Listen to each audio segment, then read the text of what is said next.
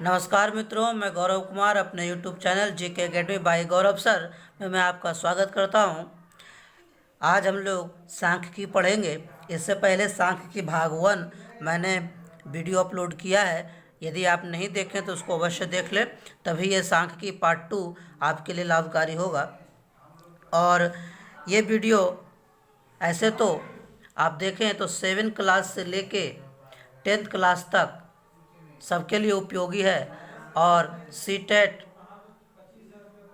एवं अन्य टैट राज्यों के टैट के लिए उपयोगी है। तो ये वीडियो काफ़ी रोचक होने जा रहा है, तो इस वीडियो को अवश्य देखें और पूरा देखें। बहुत लोग वीडियो बहुत कम देखते हैं, तो इसलिए उनको पूर्ण रूप से समझ में नहीं आएगा, इसलिए वीडियो पूरा देखें। और मेरे चैनल को सब्सक्राइब नहीं किया तो सब्सक्राइब अवश्य कर लें। बेल आइकन घंटे को ज़रूर दबा लीजिएगा, जिससे कि सबसे पहले मेरा वीडियो आप तक पहुंच सके। और अपने दोस्तों को अधिक से अधिक शेयर कर दें कि वो भी इसका लाभ उठा सकें। तो मित्रों, आज शुरुआत करते हैं। आज हम लोग शुरुआत करते हैं सांख्यिकी पार्ट 2 में मिलान चिन्ह से। तो मिलान चिन्ह क्या होता है मित्रों, देखिए ये एक मैंने एग्जाम्पल लेके बताने का प्रयास किया है। विषय है गणित है, हिंदी है, अंग्रेजी है, विज्ञान है, सामाजिक विज्ञान है, संस्कृत है। ये विद्यार्थियों की संख्या है 6, 7, 9, 15, 10, 18 विद्यार्थी संख्या है। अब मिलान चिन्ह करना है, इसी को टैली चिन्ह भी कहते हैं मित्रों। तो मिलान चिन्ह कैसे होता है जरा उस पर ध्यान देंगे। देखिए यहाँ ध्यान से थोड़ा सा, एक ये रोमन में है, एक ये 2। कुछ लोग रोमन को ही मिलान चिन्ह समझ लेते, लेकिन नहीं है ऐसा। ये देखिए 3, 4 यहाँ बदल गया, 5 बदल गया, 6 बदल गया, ये बदल जाता है। इसलिए रोमन और टैली चिन्ह एक नहीं होता है, इसलिए मैं यहाँ पे लिख कर बताने का प्रयास किया हूँ। टैली चिन्ह में देखिए कैसे लिखाता है, 2 में 2, 3 में 3 लाइन, 4 में 4, 5 में 4 लाइन को करके ऊपर से क्रॉस करके नीचे मिला देना है, तो ये 5 हो गया। देखिए 5, फिर 6 में 4, 5, 1, 6, 7 में 2 डंडा, 8, 9, 10। उसे 11 जब लिखना होगा तो 1, 2, 3, 4, 4, 5, 1, 2, 3, 4, 5, 10 और 1, 11, इस तरह से लिखेंगे मित्रों। तो इसलिए मैंने रोमन और ये आपका जो टैली चिन्ह में लिखते हैं, मैंने दोनों लिखा कि आपको समझ में अच्छा से आए। अब 6 है मित्रों, तो 1, 2, 3, 4, 5 और 1, 6, इस तरह से आप, मैं उम्मीद करता हूँ कर लेंगे। एक और लिख के दिखाता हूँ, 18। देखो मित्रों, 1, 2, 3, 4, 4, 5, 1, 2, 3, 4, 5, 5, 10 हो गया मित्रों। 1, 2, 3, 4 और 5, 15 हो गए मित्रों। 3, 18, इस तरह से आप करेंगे। आशा करता हूँ आप समझ गए होंगे। चलिए अगला टॉपिक की ओर चलते हैं हम लोग, वर्ग अंतराल।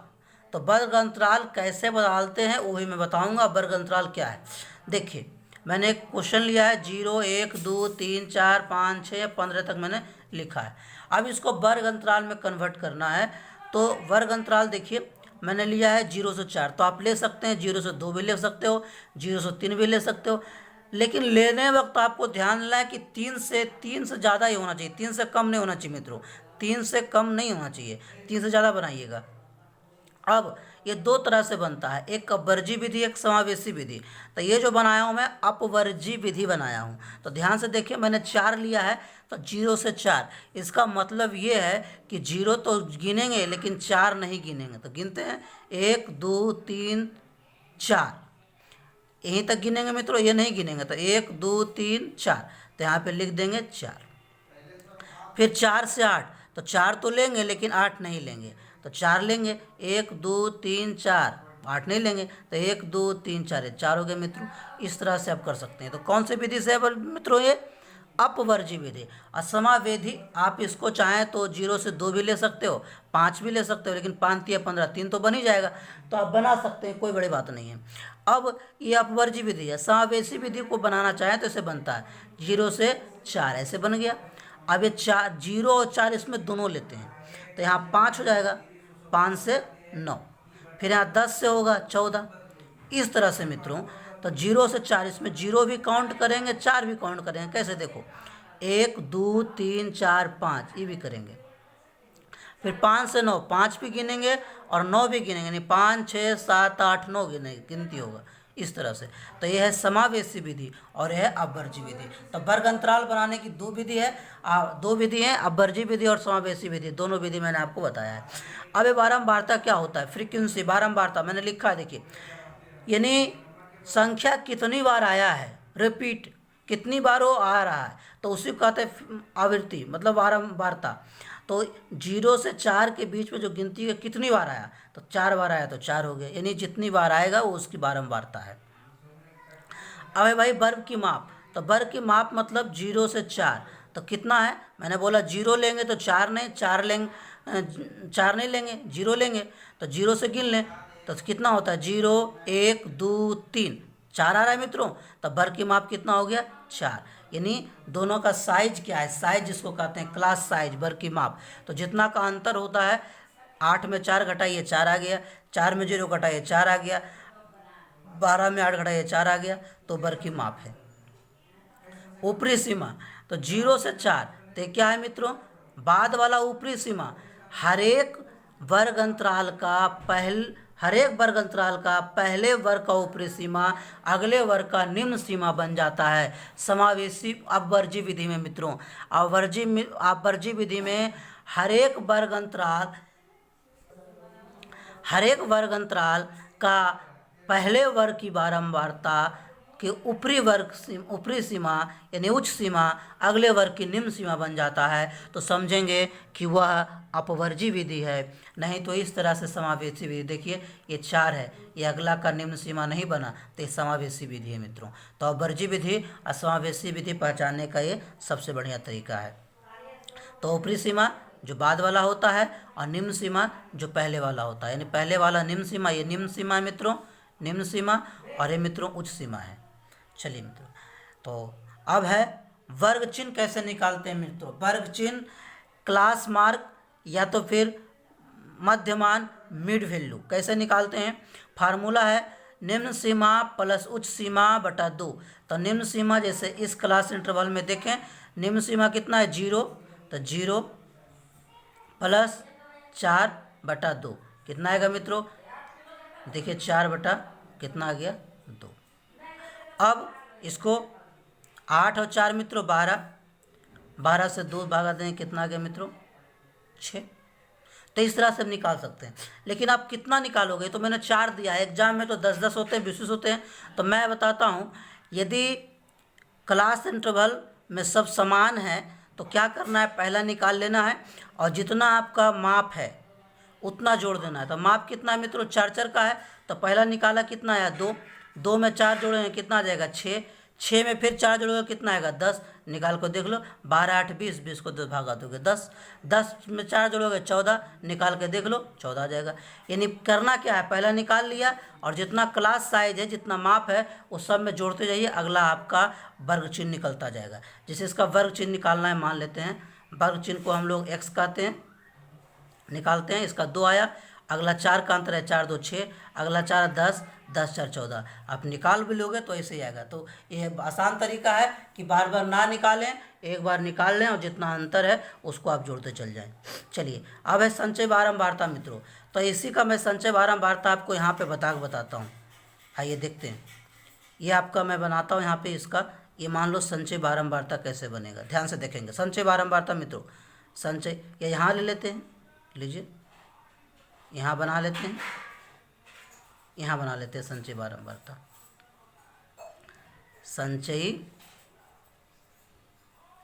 संचयी बारंबारता। आइए मित्रों कैसे बनता है। पहला जो बारंबारता 4 है, ये बारंबारता 4 है, इसको 4 रहने दें, ठीक है मित्रों। मैं इसको ले लेता हूँ कुछ, इसको 3 मान लेता हूँ, इसको 6 मान लेता हूँ, कुछ भी मान लिया मैंने, इससे मैंने किया नहीं है, मैंने मान लिया है। तो पहला कितना है 4, अगला इसमें क्या होगा, तो अगला हम ऐड कर देंगे, 4 4 कितना हो गया मित्रों 8। अगला क्या है मित्रों 8 और 3 कितना हो गया, 8 और 3 11, 11 हो गया। फिर अगला मित्रों 11 और 6 17। इस तरह संचय बारंबारता निकालते हैं। यानी पहला ज्यों के त्यों, अगला निकालने के लिए पहला और उसके नीचे वाला बारंबारता को जोड़ देंगे, संचय बारंबारता देगा। तो यहाँ तक आपको वीडियो कैसा लगा मित्रों, अच्छा लगा है तो लाइक ज़रूर करें और अपने दोस्तों को अधिक से अधिक शेयर कर दें और बेल आइकन की घंटी को जरूर दबाएं, जिससे सबसे पहले वीडियो आपको मिल सके। और अब तक मेरे चैनल को सब्सक्राइब नहीं किया है तो सब्सक्राइब करें। आगे और देखते हैं मित्रों। चलिए मित्रों, अब आगे हम देखते हैं आयत चित्र। यदि इससे पहले जो मैंने पढ़ाया है मित्रों नहीं समझ में आया तो कमेंट बॉक्स में ज़रूर कमेंट करें, मैं और अच्छे से समझाने का प्रयास करूँगा। इससे कोई दिक्कत नहीं है, आप जब तक नहीं समझ पाओगे तब तक मैं समझाने का प्रयास करूँगा। आयत चित्र, अब आयत चित्र कैसे बनाते हैं मित्रों, ज़रा उसको देखें। अब ये आयत चित्र बनाने के लिए मैंने आपको ये एक एग्जाम्पल यहाँ पे रखा है। इस एग्जाम्पल से हम लोग आयत चित्र बनाने का प्रयास करेंगे। देखते हैं।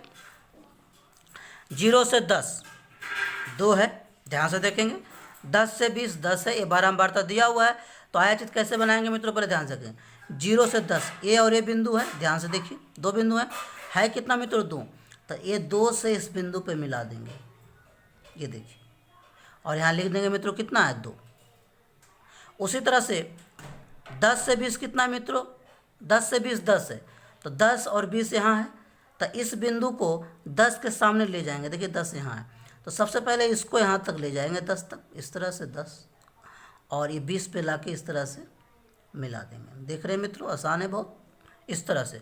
उसके बाद 20 से 30 कितना है 21, तो 20 से 30 21 है, तो 21 के पास ले जाओ। 20 यहाँ है तो 20 से ऊपर एक 21 होगा मित्रों, देख लो यहाँ पे ये होगा। तो इसको पहले 21 के साथ ले जाओ, ले गए मित्रों, और यहाँ पर ये देखो इस तरह से। तो आप ग्राफ को भी मैं अच्छे से बनाओगे, इस तरह से आगे बनाइए। आगे कितना है 30 से 40 19 है, 19 के पास कहाँ है 19, देखिए यहाँ पे 18 और एक 19 यहाँ होगा, तो बीच में रख के ये 40 के पास आके मिला दीजिए इसको। थोड़ा बाहर निकल गया, आपको 40 के पास मिलाना है। तो इसको स्केल से बनाओगे बढ़िया से बनेगा मित्रों। तो इस तरह से आप इसको बहुत बेहतर तरीके से बना सकते हो आयत चित्र। अब सवाल आयत चित्र समझाना तो है ही, अब इससे प्रश्न भी आता है मित्रों। इस तरह से बना देगा, जैसे कितना है मेरा, ये 10 है, ये 21 है, ये 19 है। उसी तरह से आगे 7 है मित्रों, 40 से 50 7 है, तो 6 और 7 यहाँ होगा मित्रों, इसके बीच में होगा यहाँ। आइए 7 कर लेते हैं। और 50 से 60 कितना है मित्रों, 50 से 60 आपका 1 है, लीजिए 50 से 60 1, तो इसके नीचे होगा यहाँ, ये हो गया 1, ये 7। अब ध्यान से देखिए मित्रों, अब इसे सवाल पूछता है कि ये क्वेश्चन पूछ रहे कि मान लेते हैं रहे विद्यार्थियों की संख्या और प्राप्तांक रहे। अब कहेगा कि 10 से 50 के बीच अंक प्राप्त करने वाले विद्यार्थियों की संख्या कितना है। तो 10 से 50, तो 10 से 50 जोड़ लीजिए कितना है, 10 21 19 और 7, सब जोड़ के जो आएगा से आंसर हो जाएगा। 50 से अधिक अंक प्राप्त करने वाला विद्यार्थी संख्या, तो 50 से अधिक देखिए कितना है 1। तो इस तरह से आपका सवाल आपके एग्जाम में पूछा जाता है। अब इसी से निकालेंगे एक और मित्रों, बारंबारता बहुभुज या आवृत्ति बहुभुज। तो बारंबारता बहुभुज या आवृत्ति बहुभुज एक ही है। फ्रीक्वेंसी पोलीगन कैसे निकालते हैं जरा देखिए इसको। कुछ नहीं करेंगे मित्रों, जैसे बनाने समय क्या करना है, इसका मध्य बिंदु ये है, इसका मध्य बिंदु ये है, इसका मध्य बिंदु ये है, इसका मध्य बिंदु ये है, इसका मध्य बिंदु ये है, इसका मध्य बिंदु ये है। अब ये जो हमने लाइन खींची है, लाइन को नहीं खींचना है, बस इसको मिला देना है। इस बिंदु को इससे मिला देना है, इस बिंदु को इससे मिला देना है, इस बिंदु को इससे मिला देना है, इस बिंदु को इससे मिला देना है, इस बिंदु को इससे मिला देना है। ये जो मित्रों बन गया, यही आपका बारंबारता बहुभुज आवृत्ति है। तो इस तरह से बना देते हैं हम लोग। तो कोई बड़ी चीज़ नहीं है, इसलिए मैंने एक ही बता दिया है। आगे मित्रों बारंबार तो हो गया। दंडलेख, आइए मित्रों दंडलेख से सीटेट में अधिक सवाल पूछे जाते हैं और 9th क्लास का बेस भी दंडलेख पर है, यहाँ पूछा जाता है। आइए हम एक क्वेश्चन दंडलेख पर अभ्यास के तौर पर करें। तो दंडलेख में है, यहाँ रोग है और रोगियों की संख्या है। पहला मैंने लिया है कोरोना, आज काफ़ी तहलका मचा रहा है मित्रों। तो 500 है, टीबी 100 मरीज हैं, मलेरिया से 50 है, ज्वर से 150 है। अब इसको यहाँ पे बनाना है, कैसे बनाएंगे मित्रों ध्यान से देखिए।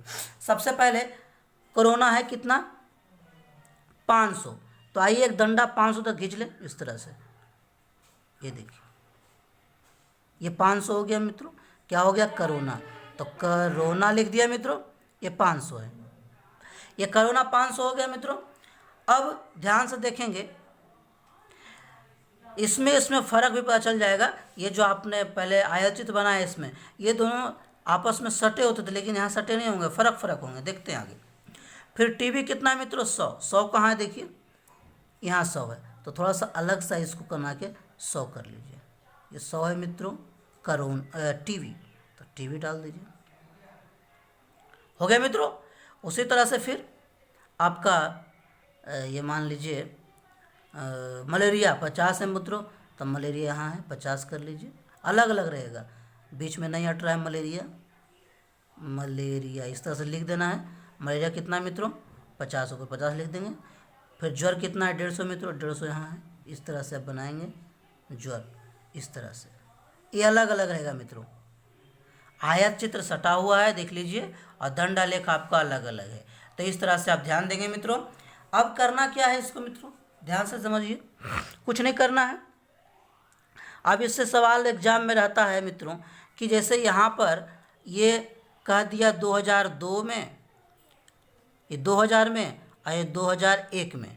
अब यहाँ पे भी कुछ डाटा दे देगा 400, यहाँ डाटा देगा 50, यहाँ डाटा देगा 60, यहाँ दे देगा 80। अब इस तरह से कहेगा इसी पर दूसरा बनाइए, तो इसका एक साथ और बना देना होता है। अब बनाने के बाद दोनों का अंतर पूछ देगा, क्वेश्चन पूछेगा, है ना, कि 2004 में कोरोना, 2001 और 2001 में कोरोना के रोगियों के बीच में कितना अंतर पाया गया। तो यहाँ बनाइएगा, तो ये कितना था? 500, 400 कितना हो गया? 100, यानी 100 रोगी घट गया मित्रों। ये था 150 ही 50, यहाँ भी 50 घट गया मित्रों।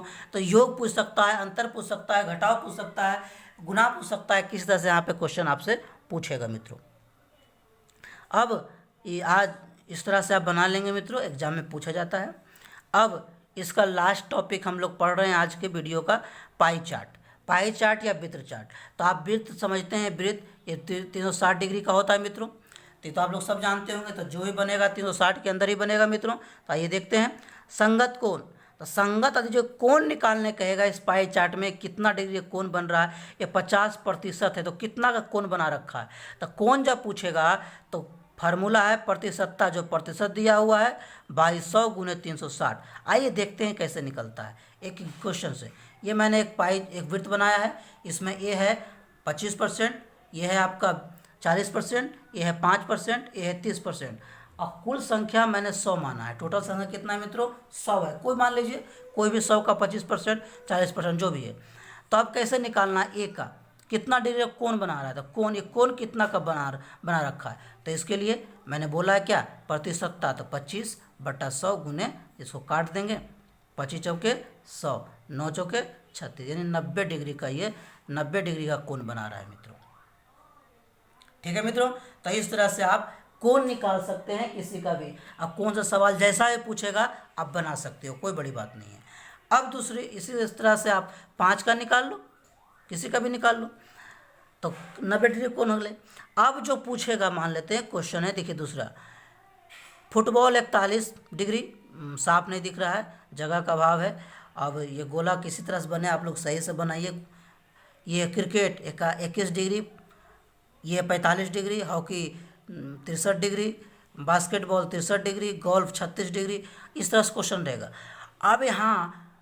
अब ये जो डिग्री है इसको आपको प्रतिशत में निकालने कहेगा कि टेनिस का प्रतिशत क्या है, गोल्फ का प्रतिशत क्या है इसमें। तो देखिए, पर डिग्री का है प्रतिशत, तो मैंने पहले कहा है संगत मान कुल मान गुने 100। तो संगत मान जैसे 45, आपको गोल्फ टेनिस का निकाल रहे तो 45 है, 45, और कुल मान कितना है 360 गुने 100 निकालेंगे तो आप कितना आएगा। तो इस तरह से मित्रों आप निकाल सकते हो। इसी पर एग्जाम में सवाल आता है, तो ये आप डायग्राम से निकाल सकते हैं, बना सकते हैं। तो मैं उम्मीद करता हूं कि इस तरह से आपके सारे प्रश्न बन जाएंगे। सीटेट में भी इस तरह के प्रश्न हैं, 8 क्लास में प्रश्न हैं, ये ज़्यादा प्रश्न 8 क्लास में सीटेट में पूछे जाते हैं। तो मित्रों, जो वीडियो अच्छा लगा है तो लाइक ज़रूर करें, और अपने दोस्तों को भी अधिक से अधिक शेयर करें कि वो भी घर में बैठकर इस महामारी के युग में पढ़ाई का लाभ उठा सकें। और तब तक चैनल को सब्सक्राइब नहीं किया, सब्सक्राइब कर लीजिए, बेल आइकन घंटी को ज़रूर दबा दीजिए। तो मित्रों, अगला जो वीडियो आएगा हमारा पार्ट 3, वो उसमें हम लोग वर्गीकृत आंकड़ों का माध्य पढ़ने का प्रयास करेंगे और सीखने का प्रयास करेंगे। तो आज तक यहीं तक, धन्यवाद।